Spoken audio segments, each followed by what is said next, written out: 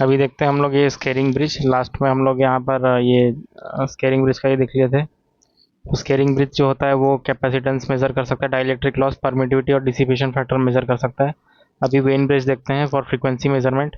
Wien bridge में यहाँ पे सी और आर यहाँ पे पैरेलल होता है, यहाँ पे आर और सी सीरीज में होता है, और यहाँ पे आर थ्री और आर फोर होता है। ठीक है, तो जेड वन जो रहेगा वो ये निकल जाएगा, ये जेड वन है। ठीक है, फिर जेड टू जो रहेगा वो ये निकल जाएगा। ठीक है, फिर आर थ्री आर फोर तो ऐसा हो जाएगा। ठीक है, जब यहाँ पे इक्वेट करेंगे, ठीक है, तो यहाँ पे हमको अभी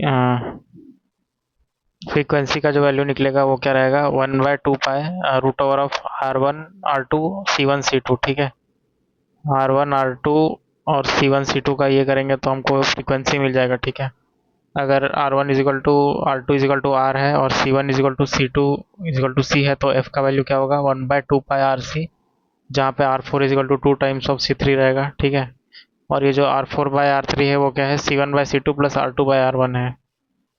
तो जो वेन ब्रिज होता है उसमें ग्राउंड कैपेसिटेंस होता है, सो इससे ब्रिज अनबैलेंस हो जाता है। ठीक है, so to eliminate the effect of ground capacitance Wagner earthing device is used. उसके बाद यहाँ पे ये वाला ब्रिज है। ठीक है, इसमें हमको R1 और L1 पता करना है, ये और R1 और L1 को। ठीक है, तो यहाँ पे R1 प्लस जे ओमेगा हम लोग यहाँ लिखेंगे। ठीक है, उसके बाद फिर ये ऑपोजिट ब्रांच का था, इसको भी लिख देंगे। इसका वाला जो बनेगा R4/1 प्लस जे ओमेगा C4R4। ठीक है, उसके बाद फिर R3 R2 तो ऐसे ही है, वो यहाँ लिख दिया है। ठीक है, अभी क्या करेंगे कि इसमें जो ये वाला पार्ट था इसको इधर भेज देंगे। ठीक है, तो फिर इसमें रियल रियल और इमेजिनरी पार्ट को ये करेंगे, इक्वेट करेंगे। उसके बाद फिर सब्सटीट्यूट करने से हम सबका वैल्यू निकल जाएगा। ठीक है, यहाँ पे जो ये इतना पार्ट है R4 का, ये कैसे सॉल्व किया है, दोनों का प्रोडक्ट निकाला है, R4 × 1/j⍵C4 divided by 1 + 1/j⍵C4। ठीक है, तो नीचे में 1 + j⍵C4 आ जाएगा और ये कट जाएगा। ठीक है, तो इसीलिए यहाँ पे R4 divided by 1 + j⍵C4 R4 बचेगा। अभी स्टार्टिंग से देखते हैं कि इंस्ट्रूमेंटेशन वाला। ठीक है, तो इनडायरेक्ट या एब्सोल्यूट इंस्ट्रूमेंट क्या होता है, टेंजेंट गैल्वेनोमीटर या रिले करंट मीटर, इसमें कोई भी कैलिब्रेशन नहीं लगता है। उसके बाद है ये इनडायरेक्ट मेजरिंग टाइप इंस्ट्रूमेंट, ये क्या एब्सोल्यूट इंस्ट्रूमेंट होता है और ये कैलिब्रेशन के लिए यूज होता है। अननोन क्वांटिटी को मेजर करता है in terms of physical constant. ठीक है, इसका एग्जांपल है ये टेंजेंट गैल्वेनोमीटर या फिर ये रेलेन करंट। तो टेंजेंट गैल्वेनोमीटर का ये फॉर्मूला होता है, इसमें I is directly proportional to tan theta होता है। ठीक है, these are more accurate instrument because they have less number of moving parts. ठीक है, ये कैलिब्रेशन के लिए यूज करते हैं हम लोग। उसके बाद यहाँ पे है कंट्रोलिंग टॉर्क। ठीक है, तो कंट्रोलिंग टॉर्क जो रहता है इंस्ट्रूमेंट में वो दो दो इससे हो सकता है, ग्रेविटी या फिर स्प्रिंग। जो ये है ग्रेविटी वाला वो नॉन लीनियर है। ठीक है, ये sine theta directly proportional to K है, K into quantity is equal to mgl sine theta करके है। और जो स्प्रिंग वाला है T C is equal to quantity into K. ठीक है, के यहाँ पे क्या है, EB/T³/12L, उसका थीटा तो ऐसे ही रहेगा। तो कंट्रोलिंग टॉर्क जो है वो देखते हैं अभी। तो जब डिफ्लेक्टिंग टॉर्क जीरो हो जाएगा तो पॉइंटर जीरो पे आ जाएगा। ठीक है, तो it counter balance the deflecting torque controlling torque. उसके बाद फिर it bring the pointer to zero position when deflecting torque is remove. ठीक है, उसके बाद फिर जो कंट्रोलिंग टॉर्क होता है ग्रेविटी कंट्रोल से होता है। ठीक है, T C is equal to W sine theta L. ठीक है, डब्ल्यू को क्या बोलते हैं, एम जी लिखते हैं, और एल तो ये हो गया M G L sine theta. T C is equal to M G L sine theta. तो ये जो M G L sine theta है इसको हम लोग फिर कंपेयर करते हैं के इंटू क्वान्टिटी के साथ। ठीक है, तो साइन थीटा जो रहेगा वो डायरेक्टली प्रोपोर्शनल टू यहाँ क्वांटिटी हो जाएगा।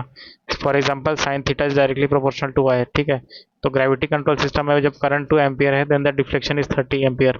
सो जब 4 एम्पियर होगा तो डिफ्लेक्शन क्या होगा, तो ये साइन थीटा के प्रोपोर्शनल है, तो उससे ही निकल जाएगा। तो ये जो होता है ये नॉन लीनियर स्केल होता है, इसको वर्टिकल माउंटेड करना पड़ता है और ये proper ground level is required. ठीक है, इसमें error due to temperature is not present. ठीक है, उसके बाद फिर स्प्रिंग कंट्रोल है। स्प्रिंग कंट्रोल में T C is equal to K theta लेते हैं। के यहाँ पे क्या होता है, EB/T³/12L। ठीक है, तो टी यहाँ पे क्या होता है, थिकनेस ऑफ स्ट्रिंग होता है, E Young's modulus, B width of the spring और एल जो है वो लेंथ है। ठीक है, उसके बाद फिर बैलेंस कंडीशन में क्या होगा कि T C is equal to T D हो जाएगा। ठीक है, तो theta is directly proportional to I. ये क्या रहेगा, ये लीनियर स्केल देगा, कंट्रोल मतलब स्प्रिंग में हमको लीनियर स्केल मिलेगा। ठीक है, तो इसका एडवांटेज है लीनियर स्केल, ये वर्टिकल और हॉरिजॉन्टल दोनों में ये काम करता है। ठीक है, ये performance of spring depends on temperature, temperature बढ़ेगा तो टीसी डिक्रीज हो जाएगा, ठीक है। उसके बाद फिर देखते हैं ये डैम्पिंग टॉर्क। तो डैम्पिंग टॉर्क क्या करता है कि जीरो पोजीशन पे ये ऑसिलेट करता है, जब कहीं पे पहुंच जाएगा पॉइंटर तो वो ऑसिलेट करेगा, तो उसको हटाने के लिए ये डैम्पिंग टॉर्क रहता है, ठीक है। उसके बाद डैम्पिंग जो है वो इन 4 टाइप्स का होता है: air friction damping, fluid friction damping, उसके बाद फिर एडी करंट डैम्पिंग, उसके बाद ये इलेक्ट्रोमैग्नेटिक डैम्पिंग। तो एयर फ्रिक्शन जो होता है वो एम आई या डायनामोमीटर में होता है, ठीक है। फ्लूइड फ्रिक्शन इलेक्ट्रोस्टैटिक वोल्टमीटर में होता है। एडी करंट पीएमएमसी या फिर एनर्जी मीटर में होता है। और इलेक्ट्रोमैग्नेटिक डैम्पिंग गैल्वेनोमीटर में होता है। ये है एयर फ्रिक्शन डैम्पिंग, ठीक है।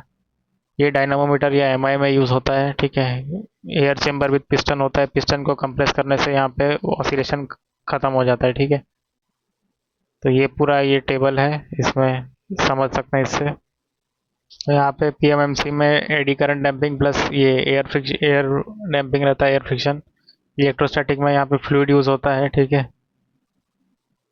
सॉरी, ये पीएमएमसी एक्चुअली सिर्फ एडी करंट डैम्पिंग ये करता है, इसमें एयर यूज़ नहीं होता है, एयर फ्रिक्शन डैम्पिंग यूज़ नहीं होता है इसमें।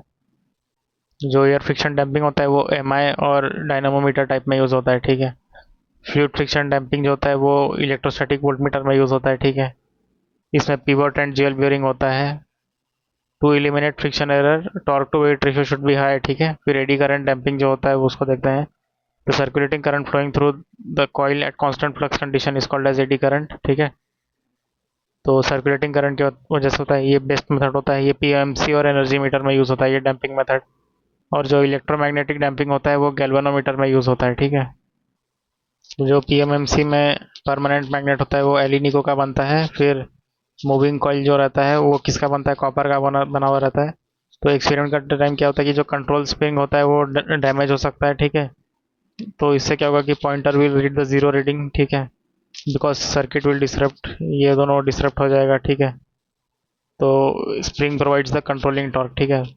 तो इसमें जो डिफ्लेक्टिंग टॉर्क का फॉर्मूला वो है, ये है T D is equal to B I N A sine theta, ठीक है।